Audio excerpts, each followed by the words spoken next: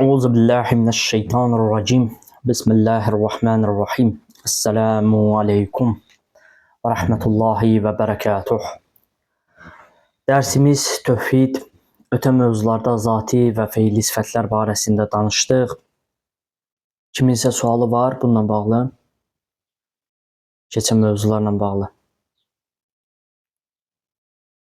Evet. Hə. İndi isə bugündən mövzumuz, bəli? Hələ yox. Hə. Mövzumuz bundan sonra artıq iki istiqamət üzrə bölünəcək. Sübuti sifətlər və səlbi sifətlərə toxunacağıq. Sübuti sifətlər, yəni Allah Taala'nın bir növ belə deyək, qüdrət sifəti, elm sifəti, həyat sifəti, bunlara toxunacağıq. Bunlarla bağlı ortaya atılan şübhələr barəsində danışacağıq, dəlillər barəsində danışacağıq və xüsusilə əqli dəlillər çox-çox önəmlidir. Misal üçün biz bir ateistə Qurandan dəlil gətirə bilmərik, hədisdən dəlil gətirə bilmərik. Amma əqli dəlillərlə onu nə edə bilərik? Öz yolundan döndərə bilərik, düzəldə bilərik. İslahat prosesində rol oynaya bilərik. Bəli.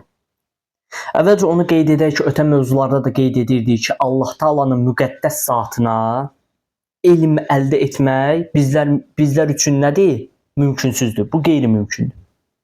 Amma insan Allah Taala'nı tanımalıdır, Rəbbini tanımalıdır. Yəni hüsuli elmlə yekunlaşmalıdır bu, yoxsa necə? Yox. Sonra hüzuri elmə çevirməyə cəhd göstərməlidir. Misal üçün primitiv misal çəkirəm. İnsan bilsə ki, Rəbbi qüdrətlidir. Rəbbi üçün acizlik sifəti yoxdur. Rəbbi üçün məcburluq sifəti yoxdur. Rəbbi üçün mümkünsüz sifəti yoxdur. O qüdrətlidir, hər şeyi bacarandır. Və onda həmin insan nə olar? Aram olar. Harama əl atmaz. Pis yola əl atmaz, düzgün yaşayar, həqiqət uğrunda yaşayar, doğruluq uğrunda yaşayar, düzgünlük uğrunda yaşayar. Baxın, görürsünüz, insanın elm cəhətindən formalaşmağı gördünüz onun həyatına necə təsir göstərir. Bu çox-çox önəmlidir. Hədsiz dərəcədə önəmlidir. Hər bir şəxs, belə deyək ki, çalışmalıdır ki, Allah Taala barəsində elmlərə yiyələnsin, nələrsə öyrənməyə cəhd göstərsin və bunu öz həyatına qata bilsin. Bu çox-çox önəmlidir. Biz başlayacaq qüdrət sifətindən. Qüdrət nədir? Qüdrəti iki cür, belə deyək də, təhlil etmək mümkündür. Bir var acizliyin müqabilində qüdrət. Bir də var məcburluğun müqabilində qüdrət. Acizlikdir, məcburluqdur, bunlar Allah Taala'dan uzaq bir şeylərdir. Allah Taala qüdrətlidir. Necə ki, Qurani-Kərimdə Allahın qüdrət sifəti barəsində Əzza Allahımız buyurur Bəqərə surəsinin 20-ci ayəsində: əgər Allah istəsəydi onların qulaqlarını və gözlərini əllərindən alardı. Sonra davamında buyurur: İnnəllaha alə kulli şeyin qadir. Həqiqətən Allah hər şeyə qadirdir. Hər şeyə qadirdir. Allah üçün mümkünsüz bir şey yoxdur. Allah üçün sənə ruzi verməklə səni yaratmaq və yaxud da ki, dünya, aləmi yaratmaq və yaxud da ki, dənizi yarıya bölmək, bunlar eyni işlərdir. Yəni Allah üçün asanlıq, çətinlik anlayışı yoxdur. Bu iş asandır, digər iş çətindir. O bizlər üçün var. Allah Taala üçün belə bir anlayış yoxdur. Allah Taala üçün yorulmaq anlayışı yoxdur. Allah Taala qüdrətlidir, əzəmətlidir. Allah Taala hər şeyə qadirdir. İnnəllaha alə kulli şeyin qadir. Həqiqətən Allah hər şeyə qadirdir. Necə ki, Qurani-Kərimdə biz oxuyuruq: məgər onlar görmürlər ki, göyləri və yeri yaradan Allah onlar kimisini də yaratmağa qadirdir. Və yaxud da başqa bir ayədə Əzza Allahımız Fatir surəsinin 44-cü ayəsində buyurur: göylərdə və yerdə Allahı aciz edə biləcək heç bir şey yoxdur. Həqiqətən o hər şeyi biləndir, qadirdir. Elə bir şey yoxdur ki, göydə və ya yerdə onu aciz etsin. İndi bəzi şübhələr var, ortaya atılıb. Bəzi belə deyək də, ateistlərin irəli sürdüyü suallar var. O günlərdə bir sualla qarşılaşmışdım mən. Düzdür, şükür Allaha ki, cavab da verdik həmin şəxsə. İnşallah ki, o məsələyə də toxunacam. Qüdrət sifəti ilə uzlaşan bir sualdır o sual. Qəşəng də bir sualdır, əslində insanı düşündürən bir sualdır. Nəhl surəsinin 40-cı ayəsində Allahımız buyurur, biz bir şeyi yaratmaq istədikdə ona ancaq ol deyirik, o da olur. Bax, qüdrət nişanələrindən biridir. Hədislər çoxdur bununla bağlı, amma mən birinin misalı gətirmək istəyirəm. Bir dənəsi misal gətirmək istəyirəm. Çünki bu bir növ o şübhələrlə bağlı olan suallardan biri deyil. O suala cavabdır deyə ona görə misal gətirmək istəyirəm. Abdullah Dəyasani adında bir kəs olub. Dəyasani bilirsiniz kimə deyilir? Zülmətlə nuru əzəli varlıq bilən. Yəni iki Allaha bir növ ibadət edən Dəyasani. Həm zülmətə, həm nuru əzəli varlıq bilir. Abdullah Dəyasani adında bir kəs var idi. Gəldi İmam Cəfər Sadiq əleyhissalamın tələbəsinin yanına. O tələbənin adı Hişam ibn Həkəm idi. Gəldi Allah barəsində bir sıra suallar verdi. Bir sualı da bu idi. Dedi ki, Allah Teala sənin dediyin Rəbb, Hişam ibn Həkəmə deyir ha, deyir sənin dediyin Rəbb dünyanı balacalaşdırmadan, yumurtanı böyütmədən, yumurtanın daxilinə dünyanı yerləşdirə bilər yoxsa yox? Hişam ibn Həkəm dedi ki, deyir mənə vaxt ver, mən bunun cavabını sənə deyəcəm. Səhv etmirəmsə 1 il vaxt verildi. 1 il. Hişam ibn Həkəm vaxt itirmədən getdi ustadının yanına, İmam Cəfər Sadiq əleyhissalamın yanına. Gəldi çatdı, dedi ağacan Abdullah Dəyasani mənə belə bir sual verib, nə cavab verim?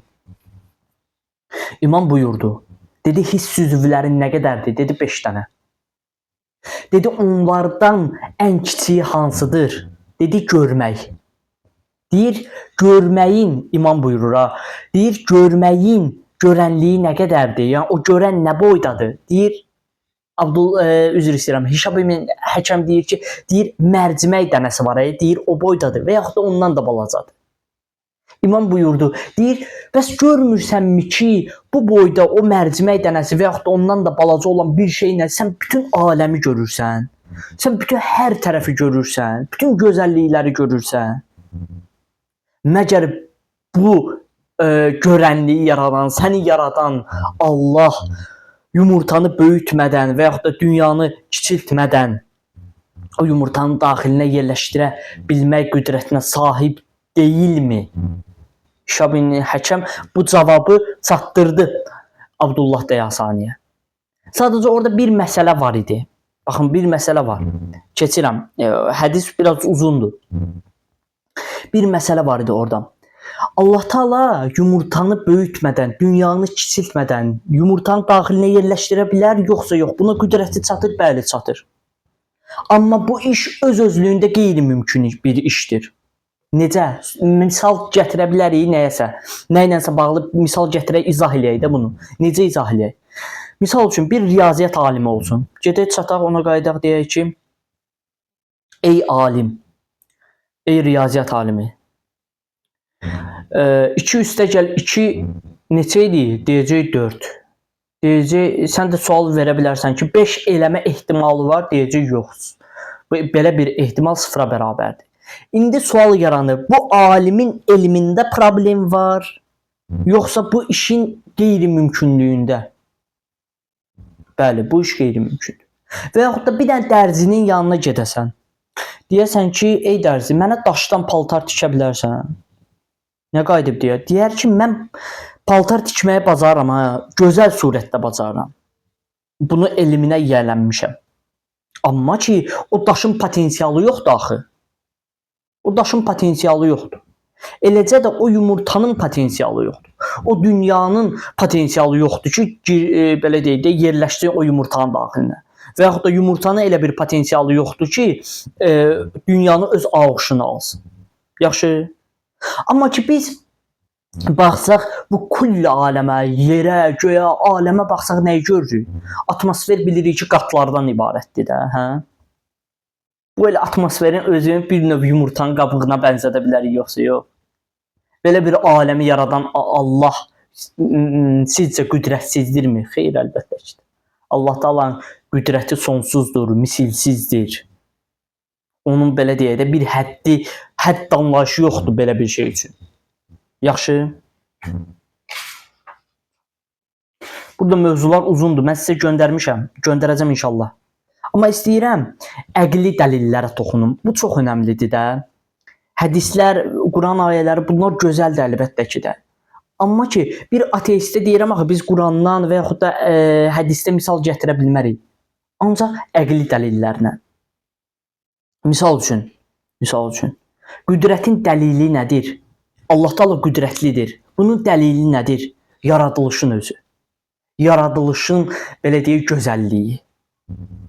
Yaradılışın nöqsansızlığı, məqsədsizliyi. Yəni məqsəd var da bu yaradılışda. Yaradılışın əzəməti. Bunlar hamısı Allahın qüdrətinin nişanələridir, dəlilləridir. Və yaxud da ki, başqa bir sual verə bilərlər bizə. Nə sual? Sual belədir ki, Allah Taala biz deyirik ki, hər bir şey qüdrəti çatırdı, hər bir işi görə bilər. Bir kəs də qayıdıb desin ki, Allah pis iş görməyə qadir deyil. O bəndələrə zülm edə bilməz. Belə bir ifadə doğrudur yoxsa yox? Doğru deyil. Allah Taala pis iş, yəni qəbih iş görməyə də qadirdir və bəndələrinə zülm də edə bilər. Amma heç bir zaman etməz. Yəni bu işə qüdrəti çatır, amma heç bir zaman etməz. Kim ki qayıdıb desə ki, Allah Taala pis iş görməyə qadir deyil və o bəndələrinə heç bir zaman zülm edə bilməz, onda Allah Taala sən acizlik sifəti ilə bir növ vəsf eləyirsən. Bu da düzgün bir şey deyil. Düzgün bir şey deyil. Bu bilirsiniz nəyə oxşayır? Misal üçün də mömindir, hə? Mömin bir şəxsdir. O da bir insandır. Onun da hissləri var. O da gedib harama əl ata bilər və Allah Taala belə deyək də ona sərbəstlik verib, hər bir insana verdiyi kimi. Amma əl atmır. O haram işi görə bilər, amma etmir. Harama baxa bilər, amma baxmır. Yəni Allah Taala izin verib də bu işi görə bilər. Qüdrəti çatır bu insanın bu işi görməyə. Bəli çatır. Amma edirmi, etmir. Gördünüzmü? Allah Taala hər bir şey qüdrəti çatır. Hətta pis iş görməyə belə, hətta bəndələrinə zülm etməyə belə, amma heç bir zaman etməz. Və Allah Taala'nın qüdrətinin dəlilləri yaradılışın əzəmətidir və bu varlığın möhtaclığıdır. İnsan öz varlığını araşdırsa görəcək ki, möhtacdır. Və adicə primitiv misallardan birini gətirirəm. Yenə bir dənə misal. İnsanın bir dənə dırnağı ağrıyan kimi, nə bilim, bədəninin bir nahiyəsi ağrıyan kimi neyinir? Həkimə üst tutur, düzdür? Özü həkimlərin də ixtisasları bölünüb var. Bir dənə insan gör nə qədər həkim ixtisası var. Göz həkimi var, nə bilim, qulaq həkimi var, nə bilim, mədə həkimi var. Görürsünüz nə qədər ixtisas var. Bir çox zaman o həkimin yanına gedirsən, o həkim də belə çaşbaş qalır ki, deyir, mən neyniyə bilərəm? Yəni, bacarmadım. Halbuki o elmə yiyələnib, amma deyən də deyir, bacarmadım. Deməli, varlıq, aləm möhtacdır. Vacib əl-vücud kimdir? Allah Teala. Yaradılış kimdir? Biz yaradılmışıq. Yaradılmışıqsa onsuz da möhtacıq. Amma Allah Teala möhtac deyil. O əvvəldir. O vacib əl-vücuddur. Və vacib əl-vücuda fanilik, aradan getməzlik heç bir zaman şamil olmaz. Düzdür? Setdə deyəsən problem baş verdi.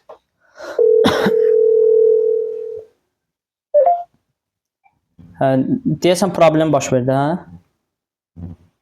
İnternetdə nəsə. Hə, heç bir şey olmaz. Problem yoxdur. Necə ki biz bayaq dediyim ayəni təkrar gətirmək istəyirəm. Çünki bu önəmi çox böyükdür. Həqiqətən Allah hər şeyə qadirdir. Həqiqətən Allah hər şeyə qadirdir.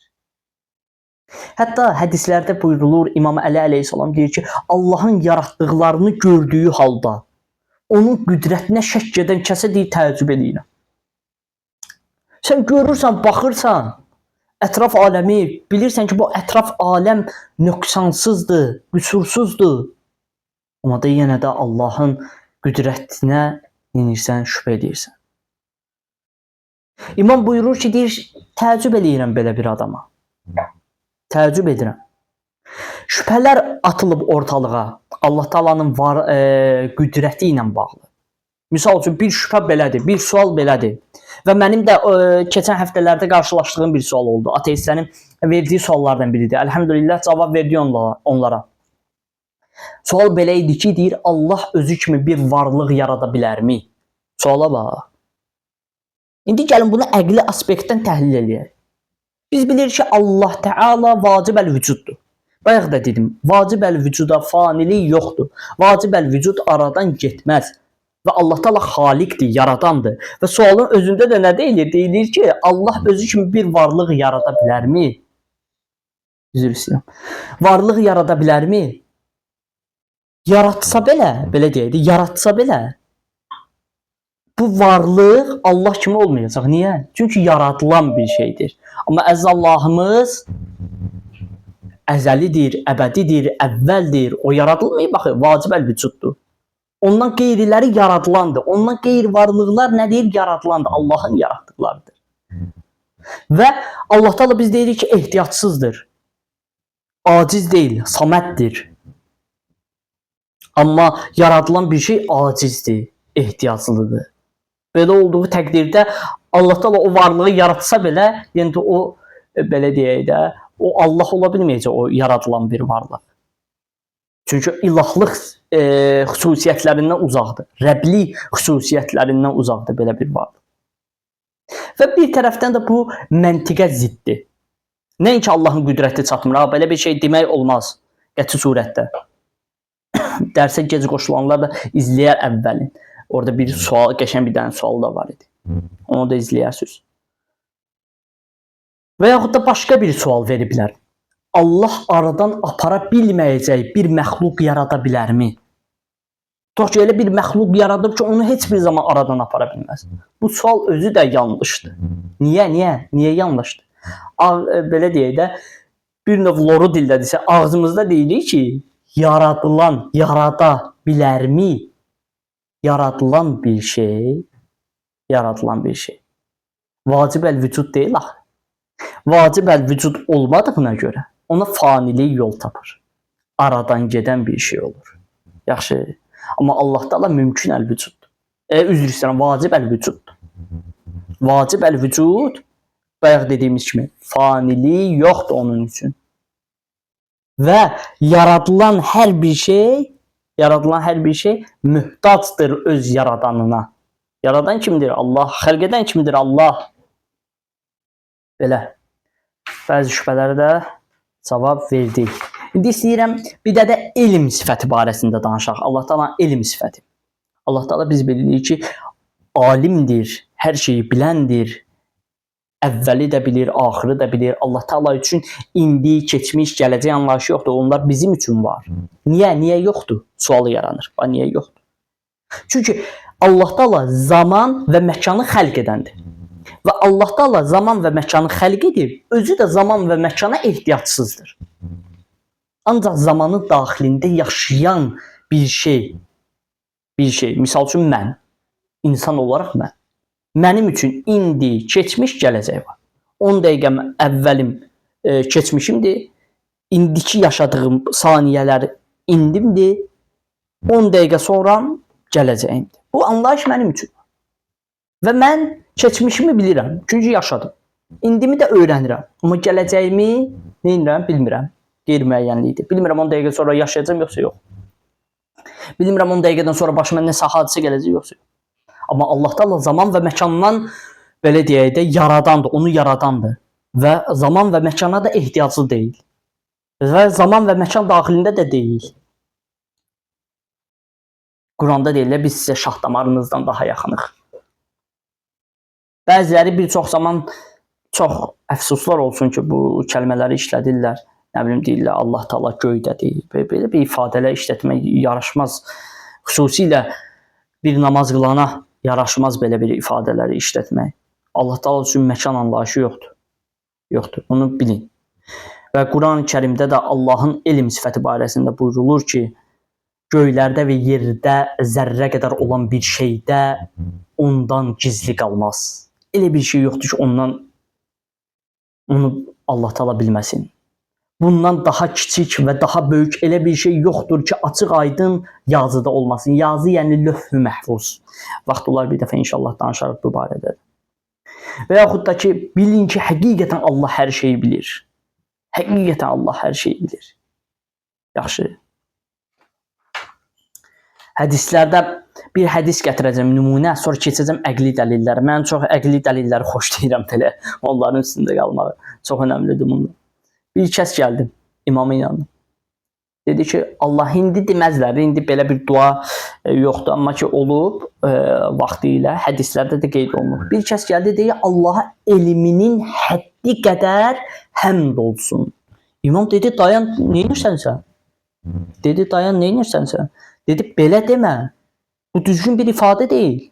Çünki Allahın elminin həddi yoxdur. Bu limitli bir şey deyil axı. Limitli olsa Allah'tan avtomatik ne olacaq? Aciz olacaq.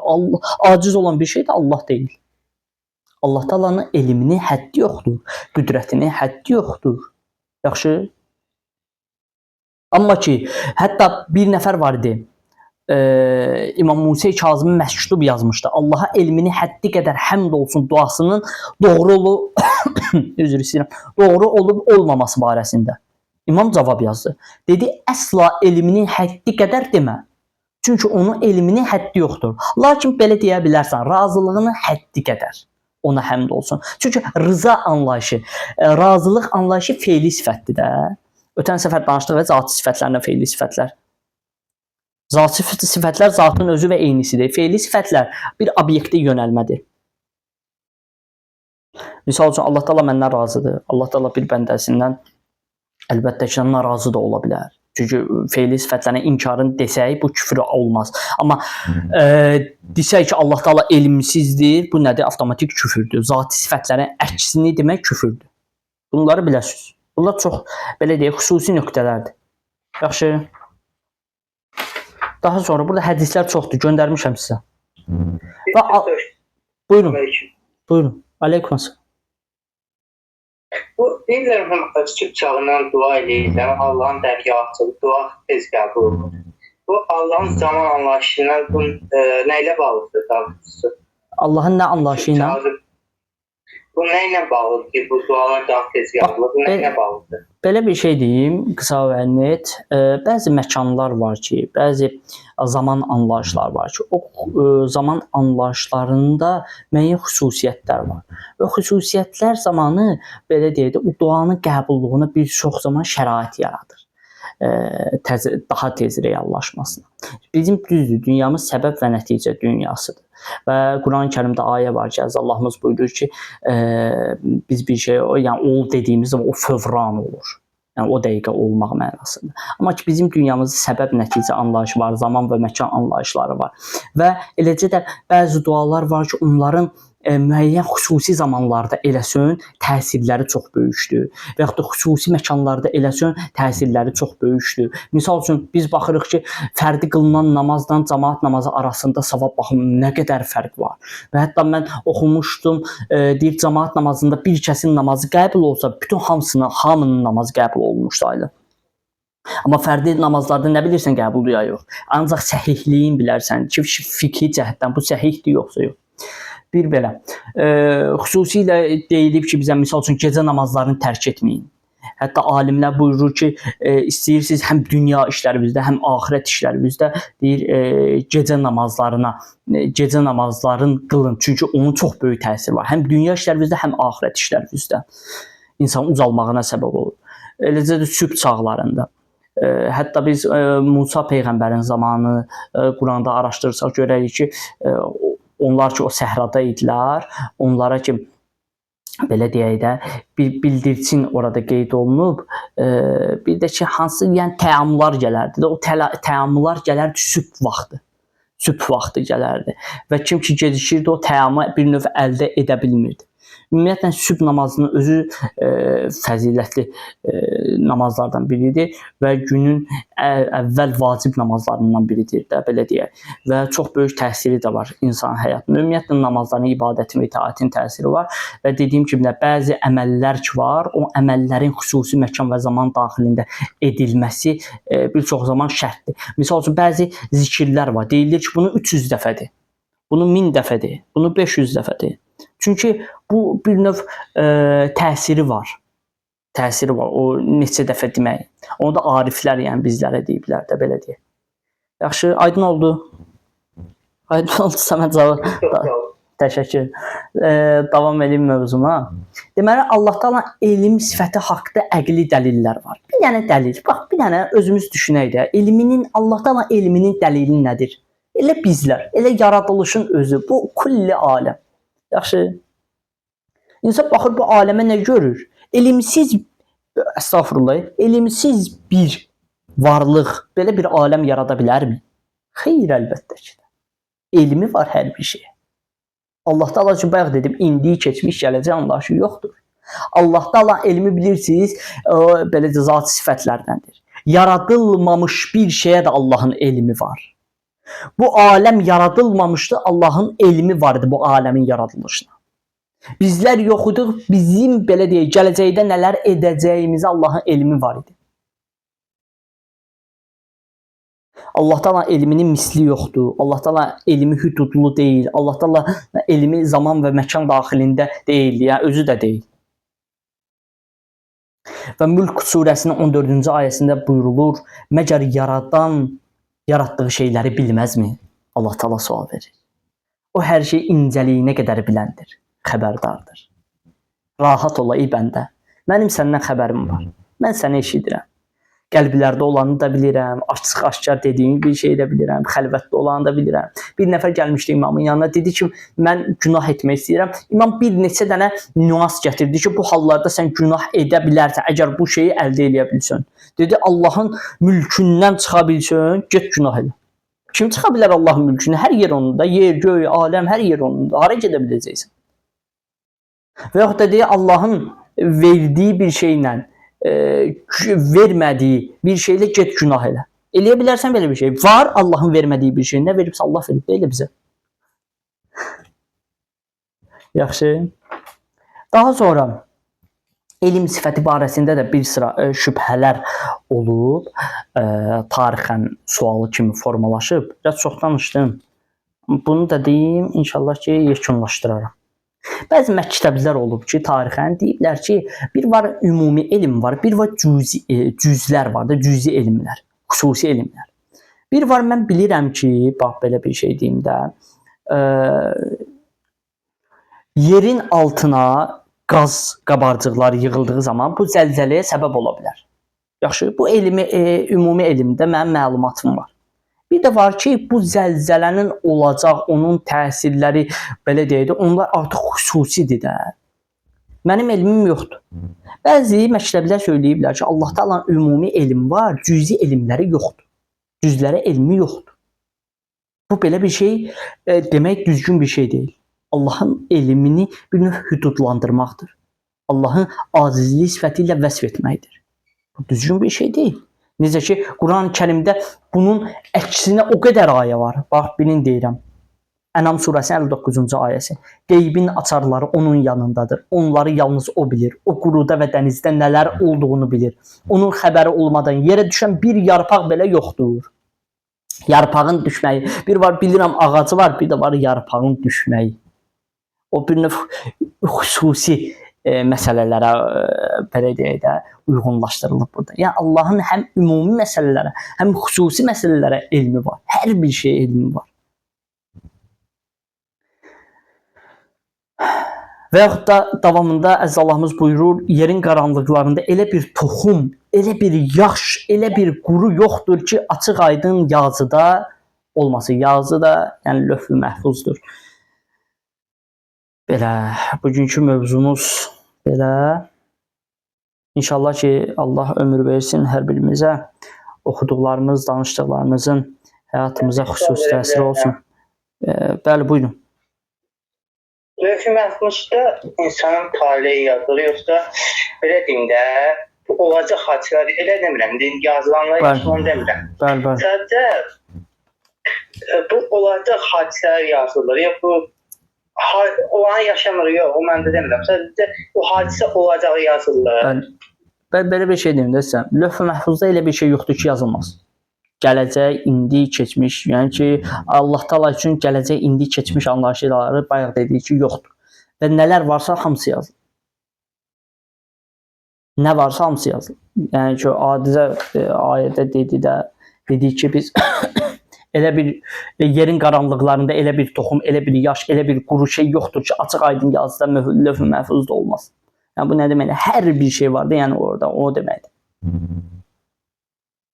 Lövh-i məhfuzda nəyi nəzərdə tutur ki? Bir ona icazə verirəm. Nisbət olaraq onu biraz geniş mövzudur. Onu mən ona aid bir mövzu ayırarıq. Görün bizim silabusumuzda var o mövzu. Zəhmət olmaz. Gəlin belə bir şey deyək də. Bizim silabusumuzda olmadığı üçün geniş mövzudur, açıq.